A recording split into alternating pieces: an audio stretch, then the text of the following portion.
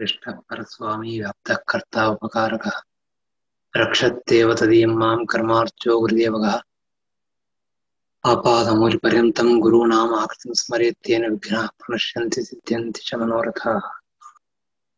4ನೇ ಅಧ್ಯಾಯದ ಕೊನೆಯ ಶ್ಲೋಕ.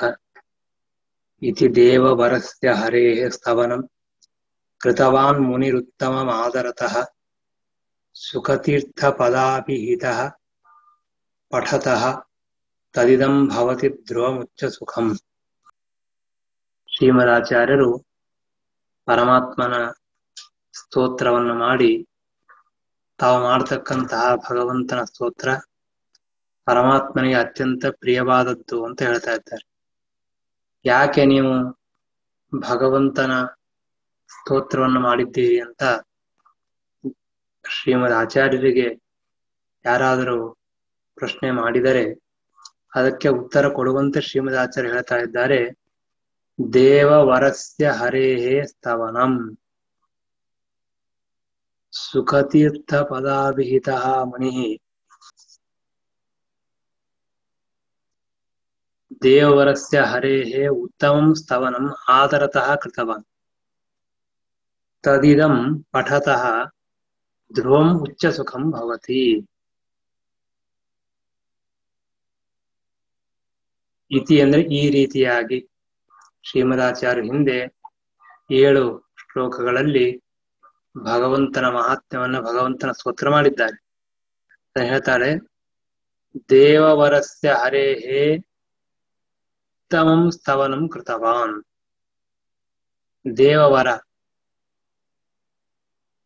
ಹರಿ ನಾರಾಯಣ ವಿಷ್ಣು ಆ ಪರಮಾತ್ಮನ ಸ್ತೋತ್ರವನ್ನು ನೀವು ಯಾಕೆ ಮಾಡಿದ್ದೀರಿ ಅಂತ ಕೇಳಿದ್ರೆ, ಅವನು ದೇವವರ, ಎಲ್ಲ ದೇವತೆಗಳಲ್ಲಿಯೂ ಶ್ರೇಷ್ಠನಾಗಿದ್ದಾನೆ. ಯಾರು ಉತ್ತಮರೋ ಅವರ ಸ್ತೋತ್ರವನ್ನು ನಾವು ಮಾಡಬೇಕು. ಹೀಗಾಗಿ ನಮ್ಮೆಲ್ಲರಿಗಿಂತಲೂ ಉತ್ತಮನಾಗಿರ್ತಕ್ಕಂತಹ ಸರ್ವೋತ್ತಮನಾದ ಯಾವ ನಾರಾಯಣಿದ್ದಾನೆ ಆ ಸ್ತೋತ್ರವನ್ನು ನಾನು ಮಾಡಿದ್ದೇನೆ. ಎಂತಹ ಸ್ತೋತ್ರ? ಉತ್ತಮಂ ಸ್ತವನಂ ಕೃತವಾನ್. ಸುಮ್ಮನೆ ಯಾವುದೋ ಸ್ತೋತ್ರ ಏನೋ ಸ್ತೋತ್ರ ಅಂತ ತಿಳ್ಕೊಳ್ಳಬೇಡಿ. ಅತ್ಯಂತ ಶ್ರೇಷ್ಠವಾದ ಸ್ತೋತ್ರವನ್ನು ನಾನು ಮಾಡಿದ್ದೇನೆ. ಯಾರು ನಾನು ಮಾಡಿದ್ದು ಅಂದ್ರೆ, ಸುಖತೀರ್ಥ ಪದಾಭಿಹಿತಃ ಮುನಿ. ಮುನಿ ಅಂದ್ರೆ ಜ್ಞಾನಿಗಳು ಅಂತ ಅರ್ಥ, ಮನನಶೀಲರು ಅಂತ ಅರ್ಥ. ನಿರಂತರವಾಗಿ ವೇದಗಳನ್ನ ಉಪನಿಷತ್ತುಗಳನ್ನ ಶಾಸ್ತ್ರಗಳಲ್ಲಿ ಹೇಳಿರ್ತಕ್ಕಂತಹ ಭಗವಂತನ ಗುಣಗಳನ್ನ ಚಿಂತನೆ ಮಾಡತಕ್ಕಂತಹ ಶ್ರೀಮದಾಚಾರ್ಯರು. ಅವರ ಹೆಸರನ್ನು ಅವರೇ ಹೇಳ್ತಾರೆ, ಸುಖತೀರ್ಥ ಪದ ಅಭಿಹಿತ. ಅವರಿಗೆ ಆನಂದ ತೀರ್ಥ ಅಂತ ಕರೀತಾರೆ. ಆ ಆನಂದ ಎಂಬ ಶಬ್ದವನ್ನೇ ಸುಖ ಅಂತ ಇಲ್ಲಿ ಹೇಳಿದ್ದು. ಸುಖತೀರ್ಥ ಆನಂದ ತೀರ್ಥ ಎರಡು ಸಮಾನವಾಗಿರ್ತಕ್ಕಂತಹ ಒಂದು ಅರ್ಥ ಇರುವಂತಹದ್ದು. ಹೀಗಾಗಿ ಸುಖತೀರ್ಥ ಪದ ಅಂದ್ರೆ ಆನಂದ ತೀರ್ಥ ಎಂಬ ಶಬ್ದ ಅಂತ ಅರ್ಥ. ಸುಖತೀರ್ಥ ಪದ ಅಂದ್ರೆ ಸುಖತೀರ್ಥ ಎಂಬ ಶಬ್ದ, ಆನಂದ ತೀರ್ಥ ಎಂಬ ಶಬ್ದ. ಅದರಿಂದ ಅಭಿಹಿತ ಅಂದ್ರೆ ಹೇಳಲ್ಪಟ್ಟ, ಕರೆಯಲ್ಪಟ್ಟ ಅಂತ ಅರ್ಥ. ಅಂದ್ರೆ ಶ್ರೀಮದ್ ಆಚಾರ್ಯರು ಎಂದು, ಆನಂದ ತೀರ್ಥ ಎಂದು, ಸುಖತೀರ್ಥ ಎಂದು ಯಾರನ್ನ ಕರಿತಾ ಇದ್ದಾರೋ ಅಂತಹ ಮನಿಹಿ, ಅಂತಹ ಜ್ಞಾನಿಗಳಾದ ನಾವು ಶ್ರೀಮದಾಚಾರ್ಯರು ಈ ಸ್ತೋತ್ರವನ್ನು ಮಾಡಿದ್ದು ಅಂತ ಹೇಳ್ತಾ ಇದ್ದಾರೆ. ಯಾಕೆ ಅವರಿಗೆ ಆನಂದ ತೀರ್ಥ ಅಂತ ಕರೆದಿದ್ದು ನಾವು ಮೊದಲಿಗೆ ತಿಳಿದಿದ್ದೇವೆ. ಆನಂದ ರೂಪವಾದ ಮೋಕ್ಷ, ಆ ಮೋಕ್ಷವನ್ನು ಕೊಡತಕ್ಕಂತಹ ತೀರ್ಥ ಶಾಸ್ತ್ರ. ಅಂತಹ ಶಾಸ್ತ್ರವನ್ನ ರಚನೆ ಮಾಡಿಕೊಟ್ಟಿದ್ದಾರೆ ಶ್ರೀಮದಾಚಾರ್ಯರು. ಆದ್ದರಿಂದ ಅವರಿಗೆ ಆನಂದ ತೀರ್ಥ ಎಂದು ಕರೆದಿದ್ದಾರೆ. ಅದೇ ಕಾರಣದಿಂದ ಸುಖತೀರ್ಥ ಅಂತೂ ಹೇಳುವುದು. ಸುಖತೀರ್ಥ ಅಂದ್ರೆ ಸುಖವನ್ನು ಕೊಡತಕ್ಕಂತಹ ಯಾವ ಶಾಸ್ತ್ರವಿದೆಯೋ ಆ ಶಾಸ್ತ್ರವನ್ನು ರಚನೆ ಮಾಡತಕ್ಕಂತಹ ಶ್ರೀಮದಾಚಾರ್ಯರು ಸುಖತೀರ್ಥರು. ಆ ಸುಖತೀರ್ಥ ಎಂಬ ಪದ ಅಂದ್ರೆ ಶಬ್ದ, ಅದರಿಂದ ಅಭಿಹಿತ ಅಂದ್ರೆ ಕರೆಯಲ್ಪಟ್ಟವರು. ಶ್ರೀಮದಾಚಾರ್ಯರಿಗೆ ಆನಂದ ತೀರ್ಥ ಅಂತ ಹೇಳಕ್ಕೆ ಎಷ್ಟು ಸಾರ್ಥಕವಾದ ಒಂದು ನಾಮಧೇಯ ಇದೆ. ಯಾಕೆ ಅಂದ್ರೆ ಬೇರೆ ಬೇರೆ ಎಲ್ಲ ಶಾಸ್ತ್ರಗಳಿದೆ. ಅನೇಕ ಆಚಾರ್ಯರು ತಮ್ಮ ತಮ್ಮ ರೀತಿಯಲ್ಲಿ ವ್ಯಾಖ್ಯಾನ ಮಾಡಿದ್ದಾರೆ.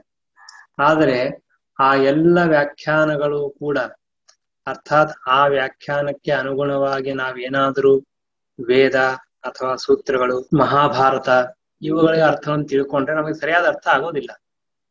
ಇದರಿಂದ ಮೋಕ್ಷವಾಗೋದಿಲ್ಲ. ಅದರಿಂದ ನಮಗೆ ಆನಂದ ಆಗೋದಿಲ್ಲ. ಇಂತ ಏನಾಗತ್ತೆ, ದುಃಖವೇ ಆಗ್ತದೆ, ಅನರ್ಥವೇ ಆಗ್ತದೆ. ಹೀಗಾಗಿ ಆನಂದವನ್ನು ಕೊಡುವ ಶಾಸ್ತ್ರ ಯಾವುದು? ಶ್ರೀಮದಾಚಾರ್ಯ ಶಾಸ್ತ್ರ ಮಾತ್ರ ಆನಂದವನ್ನು ಕೊಡುವ ಶಾಸ್ತ್ರ, ಅಂದ್ರೆ ಮೋಕ್ಷ ಸಾಧನವಾದ ಶಾಸ್ತ್ರ.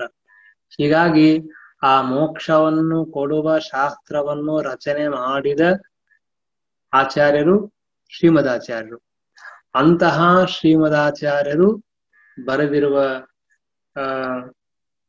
ಸ್ತೋತ್ರ ಇದು ಆ ದ್ವಾದಶ ಸ್ತೋತ್ರ. ಆದ್ದರಿಂದ ಸುಖತೀರ್ಥ ಪದ ಅಭಿಹಿತ ಅಂದ್ರೆ ಸುಖತೀರ್ಥ ಎಂಬ ಶಬ್ದದಿಂದ ಕರೆಯಲ್ಪಟ್ಟ ಯಾವ ಶ್ರೀಮದಾಚಾರ್ಯರ ಗ್ರಂಥವನ್ನು ಅಧ್ಯಯನ ಮಾಡಿದರೆ ನಮಗೆ ಮೋಕ್ಷ ಸಿಗುತ್ತೆ, ಮೋಕ್ಷ ಸಾಧನವಾದ ಮಾರ್ಗದಲ್ಲಿ ನಾವು ನಡೀತೀವಿ, ಉತ್ತಮವಾಗಿರ್ತಕ್ಕಂತಹ ಒಂದು ಸಾಧನ ಮಾಡ್ಲಿಕ್ಕೆ ಆಗತ್ತೆ.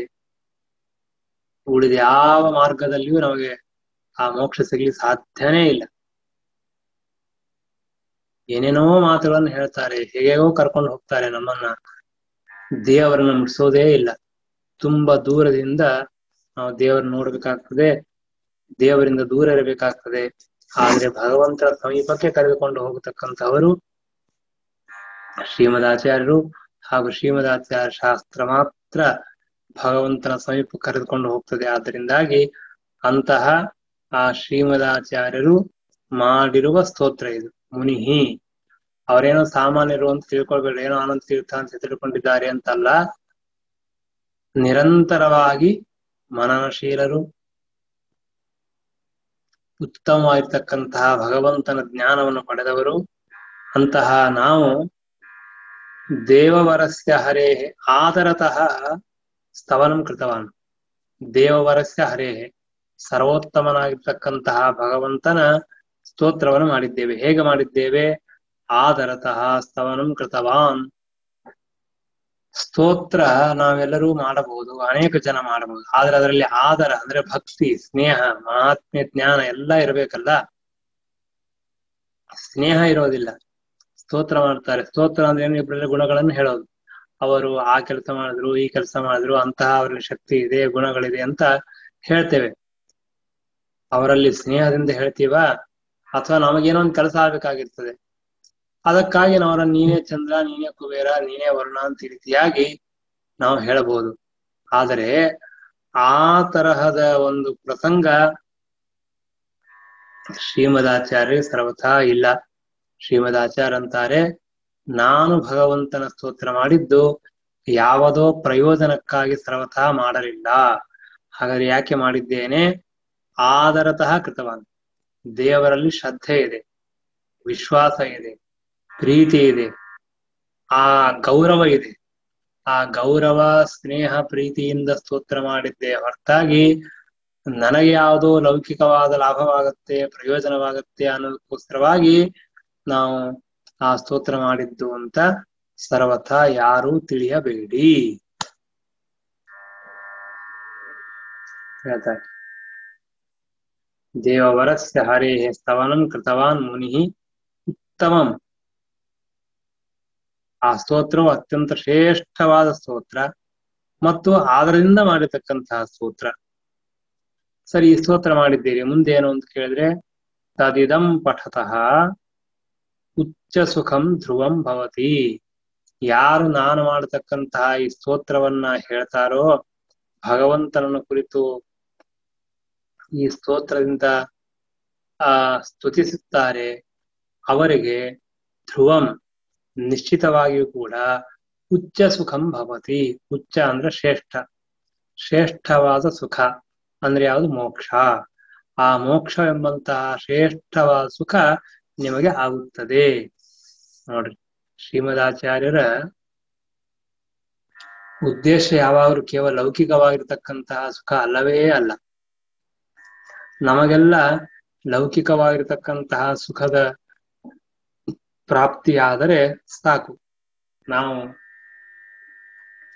ಕೃತಕೃತ್ಯರಾಗ್ತೇವೆ.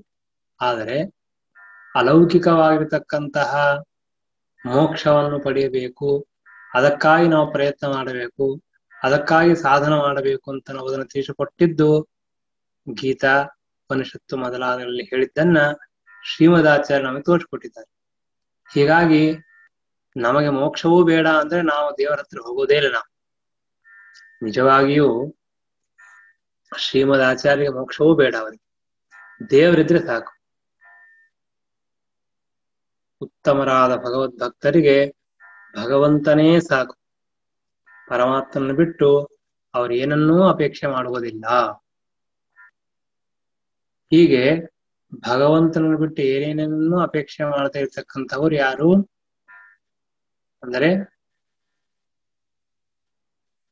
ಆ ದೇವತೆಗಳು, ಅರ್ಥಾತ್ ಮಧ್ವಾಚಾರ್ಯರು, ಶ್ರೀಮದಾಚಾರ್ಯ. ಅಂತಹ ಮಹಾನುಭಾವರು ಶ್ರೀಮದಾಚಾರ್ಯ ಅಂತಾರೆ, ನನಗೇನು ಅಪೇಕ್ಷೆ ಇಲ್ಲ. ಆಯ್ತು, ಅದು ನಿಮ್ಗೆ ಅಪೇಕ್ಷೆ ಇದೆಯಲ್ಲ. ಭಗವಂತ ನಿಮಗೆ ಲೌಕಿಕವಾದ ಸುಖವನ್ನು ಕೊಡ್ತಾನೆ, ಅಲೌಕಿಕವಾದ ಮೋಕ್ಷಮಯ ಪುರುಷಾರ್ಥವನ್ನು ಕೊಡ್ತಾನೆ. ನೀವು ಲೌಕಿಕವಾದ ಪುರುಷಾರ್ಥಕ್ಕಾಗಿ ಭಗವಂತನ ಸ್ತೋತ್ರ ಮಾಡಬೇಕು, ಅಥವಾ ಅಲೌಕಿಕವಾದ ಮೋಕ್ಷಕ್ಕಾಗಿ ಭಗವಂತನ ಪ್ರಾರ್ಥನೆ ಮಾಡಬೇಕು ಅಂತ ಕೇಳಿದ್ರೆ ಶ್ರೀಮದಾಚಾರ್ಯ ಅಂತಾರೆ, ಮೋಕ್ಷಕ್ಕಾಗಿಯೇ ಭಗವಂತನ ಪ್ರಾರ್ಥನೆಯನ್ನು ಮಾಡಿ. ಯಾಕೆ ಅಂದ್ರೆ ಈ ಲೌಕಿಕವಾಗಿರ್ತಕ್ಕಂತಹ ಸುಖ ನಮಗೆ ಕೊನೆಯವರೆಗೆ ಬರುವಂತಹದ್ದಲ್ಲ. ಶಾಶ್ವತವಾಗಿರ್ತಕ್ಕಂತಹ ಸುಖ ಅಂದ್ರೆ ಮೋಕ್ಷ ಬಂದೇ. ಆ ಮೋಕ್ಷವೆಂಬಂತಹ ಸುಖವನ್ನು ಹೊಂದಬೇಕು ಅಂತ ಯಾರಿಗೆ ಅಪೇಕ್ಷೆ ಇದೆಯೋ ಅಂಥವರು ಏನ್ ಮಾಡಬೇಕು? ಅದಕ್ಕೆ ಉತ್ತರ ಹೇಳ್ತಾರೆ, ಅವರು ಮಾಡಬೇಕಾದ ಕಾರ್ಯ ಒಂದೇ ಒಂದು ಅಂತಂದ್ರೆ ಭಗವಂತನ ಸ್ತೋತ್ರ ಮಾಡಿ, ಭಗವಂತನ ಗುಣಗಳ ಚಿಂತನೆ ಮಾಡಿ, ಭಗವಂತನ ಗುಣಗಳ ಧ್ಯಾನ ಮಾಡಿ. ಅದರಿಂದ ಆ ಪರಮಾತ್ಮನನ್ನು ಹೊಂದಲಿಕ್ಕಾಗ್ತದೆ, ಭಗವಂತನ ಅನುಗ್ರಹ ಆಗ್ತದೆ, ಭಗವಂತನ ಪ್ರಾಪ್ತಿ ಆಗ್ತದೆ. ಆಗ ನಮಗೆ ಉಚ್ಚ ಸುಖಂ ಭವತಿ ಅಂದ್ರೆ ಸ್ವರೂಪ ಸುಖ, ಮೋಕ್ಷ ಏನಿದೆ ಆ ಮೋಕ್ಷವನ್ನು ಹೊಂದಲಿಕ್ಕಾಗ್ತದೆ. ಹೀಗೆ ಯಾರು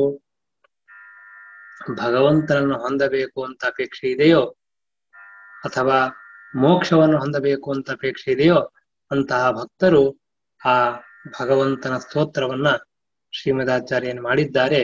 ಆ ಸ್ತೋತ್ರದಿಂದ ಭಗವಂತನ ಗುಣಗಳ ಚಿಂತನ ಮಾಡಿದರೆ ಇಂತಹ ಮೋಕ್ಷವೆಂಬ ಲಾಭವಾಗ್ತದೆ ಅಂತ ಹೇಳ್ತಾರೆ. ಹೀಗಾಗಿ ಆ ಶ್ರೀಮದಾಚಾರ್ಯರು ಹಾಗೂ ಅವರಂತರ್ಯಾಮಿಯಾಗಿರ್ತಕ್ಕಂತಹ ಪರಮಾತ್ಮ ನಮಗೆ ಮೋಕ್ಷಾದಿ ಪುರುಷಾರ್ಥವನ್ನು ಕೊಟ್ಟು ಅನುಗ್ರಹ ಮಾಡಲಿ ಎಂಬುದಾಗಿ ಪ್ರಾರ್ಥನೆ ಮಾಡೋಣ. ಹರೇ ನಮಃ. ಶ್ರೀಕೃಷ್ಣಾರ್ಪಣಮಸ್ತು.